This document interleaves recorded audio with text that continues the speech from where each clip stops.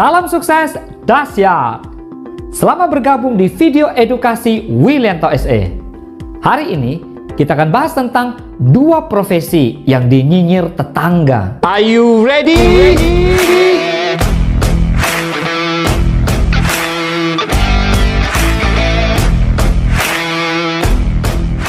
Saat ini banyak sekali profesi yang cocok untuk kamu karena pekerjaannya yang berputar di sekitaran sosial media.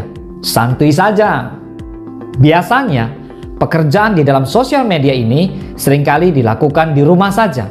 Dan terkadang juga malah sering dikira ngepet oleh tetangga karena kerjaannya hanya di rumah saja dan bisa sambil rebahan. Terus, tapi bisa punya uang. Nah, kira-kira apa saja sih pekerjaan bagi pegiat sosmed yang seringkali dikira ngepet oleh tetangga? Ada dua profesi yang dinyinyir oleh tetangga yang dikira ternak uang alias ngepet. Yang pertama, copywriter. Yang kedua, video editor. Kira-kira kamu yang mana ya? Mau tahu apa saja kelebihan dari kedua profesi tersebut? Ayo simak. Yang pertama, copywriter. Apa itu copywriting? Sebelumnya, pernah nggak sih kalian baca sebuah konten dan akhirnya kalian terhipnotis untuk membeli atau melakukan action terhadap konten tersebut? Jika iya, itulah yang disebut copywriting. Mau tahu lebih lanjut tentang teknik pemasaran yang satu ini? Copywriting adalah konten yang dibuat dengan tujuan untuk beriklan dan melakukan promosi. Copywriting sering digunakan untuk menarik perhatian target market usaha kamu dengan tujuan utamanya yaitu menjual produk dan jasa baik melalui media online maupun offline. Teknik pemasaran yang satu ini seringkali dibarengi dengan CTA, call to action. Misalnya, beli sekarang, cek sekarang, dan lain-lain. Intinya, CTA tersebut berfungsi untuk mengarahkan audiens untuk melakukan hal yang kita inginkan, seperti membeli produk, mengisi form, dan lain-lain.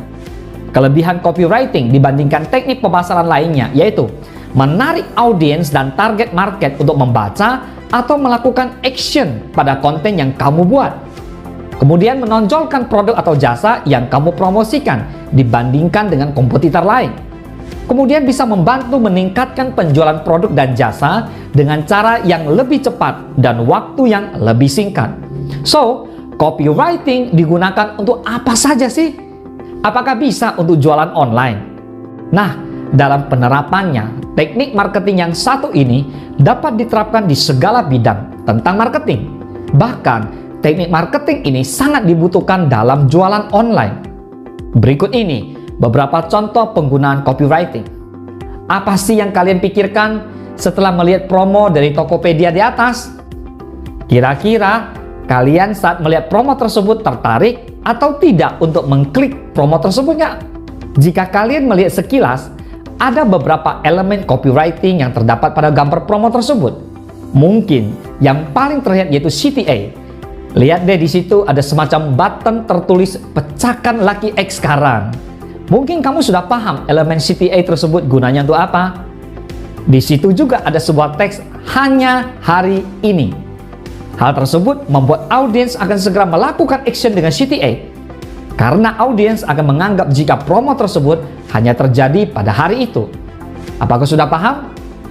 Untuk lebih detail mengenai copywriting, saya akan bahas kupas tuntas di next.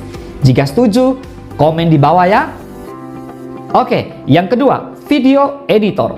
Anda seorang editor atau Anda ingin menjadi seorang editor? Anda tidak merasakan enaknya bekerja di bidang editing?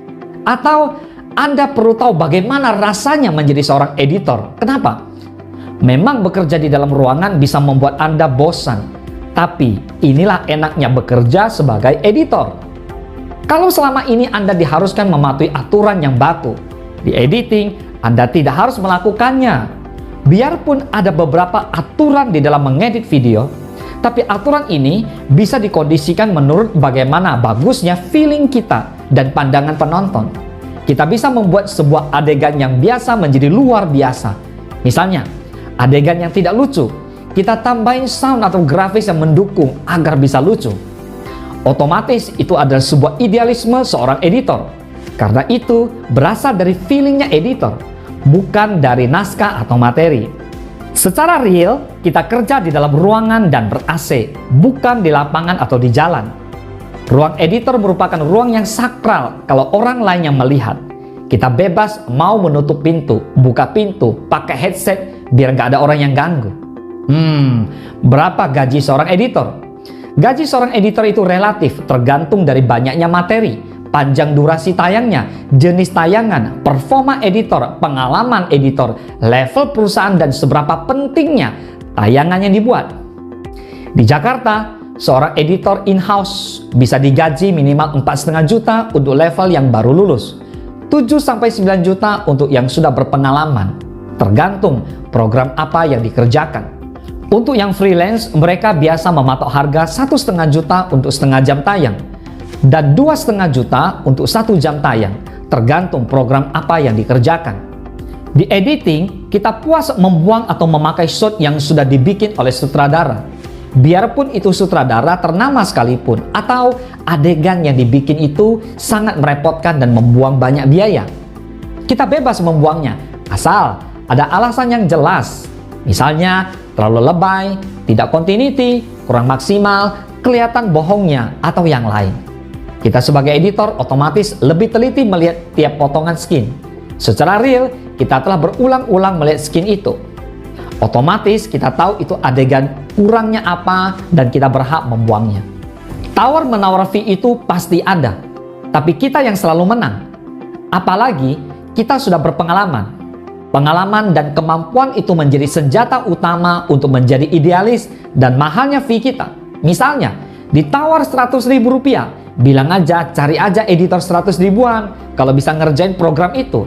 Atau kalau segitu mah asisten gua aja yang ngerjain. Cukup mudah kan? Jika Anda perlu detail mengenai video editor, saya akan kupas tuntas di next. Jika Anda setuju, komen di bawah ya. Oke. Ini dia profesi ternak uang yang hanya di rumah saja. Kamu bisa rebahan, tidur-tiduran di rumah, menghasilkan uang lagi.